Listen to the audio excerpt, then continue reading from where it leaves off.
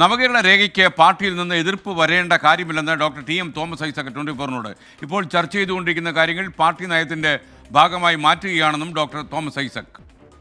ഇപ്പോൾ പൊതുമണ്ഡലത്തിൽ ചർച്ച ചെയ്തുകൊണ്ടിരിക്കുന്ന നയകാര്യങ്ങൾക്കപ്പുറത്തേക്ക് പുതിയ കാര്യങ്ങളൊന്നും കൊണ്ടുവരുന്നില്ല.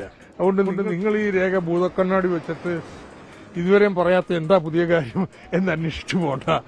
കേന്ദ്ര സർക്കാർ ഏർപ്പെടുത്തിയിരിക്കുന്ന സാമ്പത്തിക ഉപരോധത്തിന്റെ പശ്ചാത്തലത്തിൽ നമുക്ക് ഇത്തരത്തിലുള്ള കാര്യങ്ങൾ ചെയ്യേണ്ടി വരും. നമുക്കിപ്പോൾ സംഘടനാപരമായിട്ട് പാർട്ടിക്കുള്ളിൽ അത്തരത്തിലുള്ള വിഭാഗം ഒറ്റപ്പെട്ട പ്രാദേശികമായിട്ടുള്ള ചില കാര്യങ്ങളുണ്ട്.